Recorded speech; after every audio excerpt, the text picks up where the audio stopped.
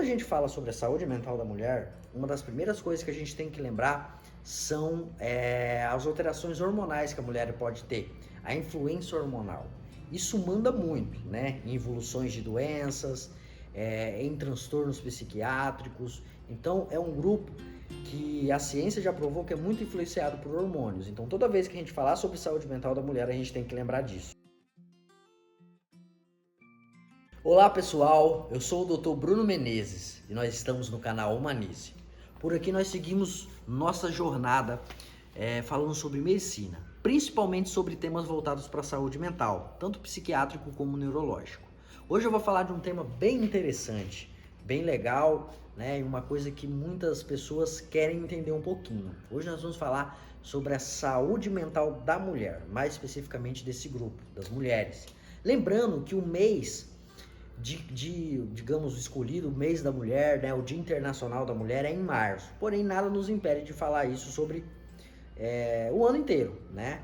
Então, essa semana eu vou falar sobre a saúde mental das mulheres e pretendo na semana que vem, né, no próximo vídeo, eu vou falar sobre a saúde mental dos homens. Quando a gente fala sobre a saúde mental da mulher, uma das primeiras coisas que a gente tem que lembrar são as alterações hormonais que a mulher pode ter, a influência hormonal.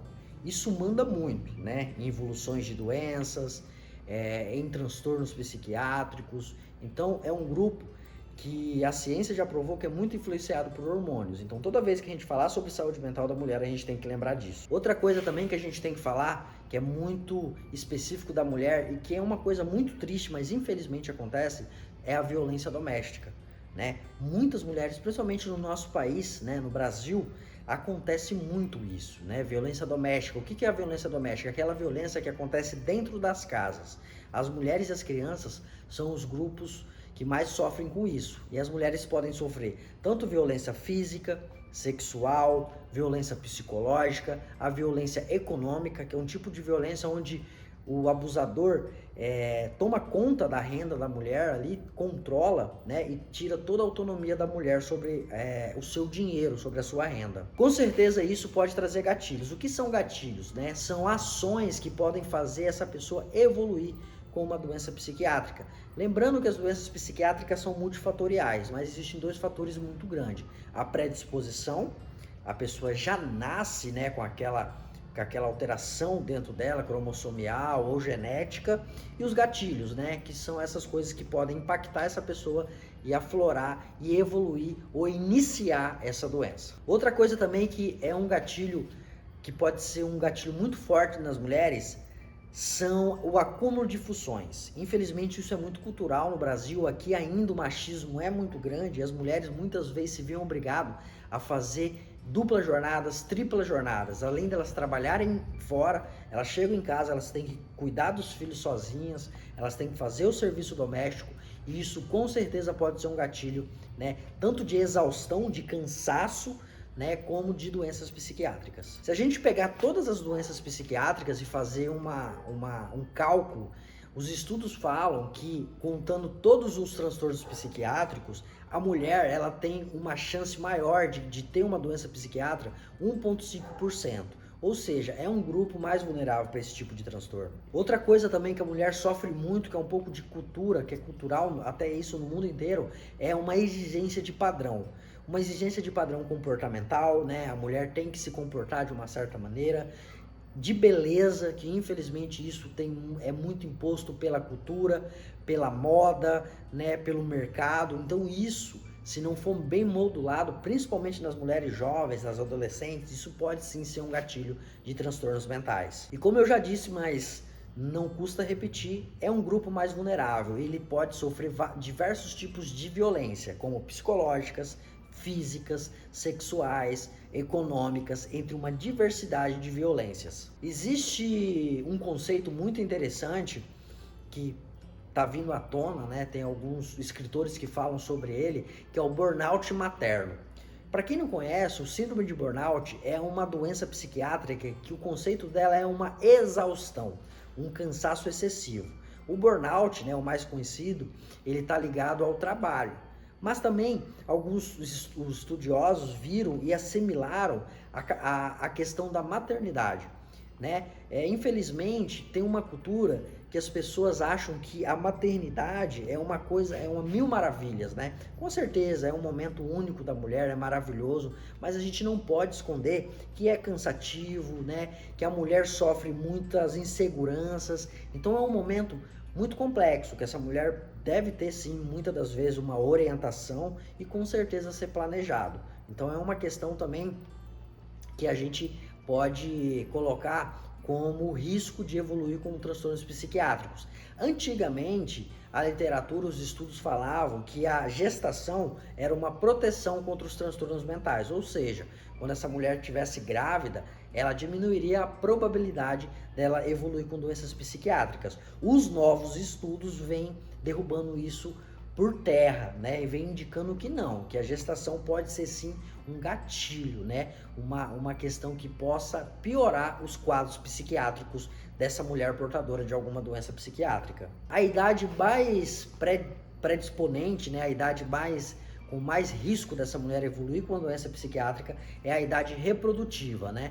Ou seja, quando essa mulher começa o seu ciclo menstrual até na menopausa ou perimenopausa. Lembrando que a menopausa e a perimenopausa é uma fase da vida da mulher que tem muita alteração hormonal, né? Existem muitos hormônios que diminuem a sua produção e às vezes até acabam, e isso também pode ser um gatilho para essa mulher ter mais transtornos psiquiátricos. Quais transtornos psiquiátricos é mais comum no grupo das mulheres? Né? A gente pode citar alguns aqui, como por exemplo, os transtornos de humor, entre eles os transtornos depressivos, o transtorno afetivo bipolar. Lembrando que os transtornos depressivos é uma diversidade de transtorno, não existe um tipo de depressão. Então existe a depressão maior, a distimia, que é um tipo de depressão leve e crônica a longo prazo.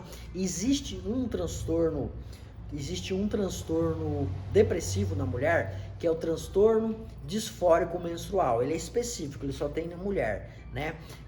Então ele pode afetar a mulher nesse período pré-menstrual ou durante a menstruação. Existe um conceito chamado tensão pré-menstrual, que é a conhecida TPM. Qual é a diferença, né? Que a TPM é normal a mulher nesse momento ficar mais irritada, né? Ter mais desejo por comer doces, principalmente chocolates, mais emotiva, mais sensível. Isso é normal até certo ponto. Quando que isso pode se transformar em um transtorno e a gente classificar como um transtorno disfórico menstrual? Quando esses sintomas limitam essa mulher, né? Quando essa irritabilidade é tão agressiva e tão forte que essa mulher muda o comportamento, né? Quando esse desânimo pré-menstrual ou durante o ciclo deixa essa mulher tão desanimada que ela não consegue trabalhar, que ela não consegue seguir as suas relações. Quando isso acontece, essa mulher tem que acender essa luz de alerta e procurar uma avaliação, ou psiquiátrica, ou médica, ou psicológica, para ver se isso pode ser um transtorno disfórico menstrual. Outro transtorno muito ligado às mulheres, né, que pode acontecer com as mulheres, são as compulsões alimentares. As compulsões alimentares também é um grupo de doença. Não existe apenas um tipo de compulsão. As mais comuns nas mulheres é a bulimia.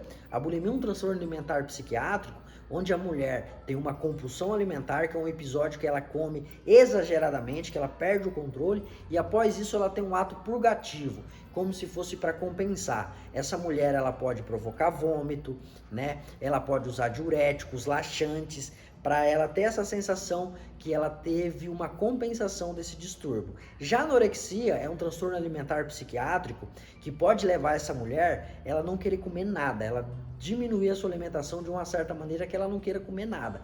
E é um dos transtornos alimentares mais grave, mais difícil de se manejar, que isso sim pode evoluir até para a morte. É muito complexo. Então, se você ou alguém que você conhece tem esse tipo de sintomas, leve essa paciente a um médico, a um psiquiatra, a um psicólogo, para que essa paciente tenha um manejo adequado, tá bom? Outra doença psiquiátrica também muito comum nas mulheres são o TEPT, que é o transtorno de estresse pós-traumático. Acontece muito com as mulheres quando ela teve algum trauma muito grande ou algum episódio muito grave. Principalmente as mulheres que sofreram violência sexual e violência física podem evoluir com esse tipo de transtorno, tá bom? Mais ou menos é isso, né? Existe todo um mundo que, se a gente fosse falar sobre isso, nós falaríamos horas. Isso foi um resumo. Mas o meu objetivo aqui é trazer que as mulheres sim são um grupo vulnerável e elas não podem adiar de buscar ajuda adequada se elas veem que a sua saúde mental está tendo alguma alteração. Tá bem? Espero que essas informações sejam de grande valia. Espero que vocês estejam bem. Carnaval tá chegando aí. Vamos curtir com responsabilidade, vamos descansar, tá bem? Espero que vocês continuem com a gente. Antes de acabar, eu quero pedir para vocês se inscreverem no canal, darem joinha, deixarem comentários. Isso ajuda muito o nosso canal, para a gente ver que a gente está seguindo no caminho certo e vale a pena a gente continuar trazendo conteúdos para vocês, tá bem? Fiquem com Deus, até a próxima.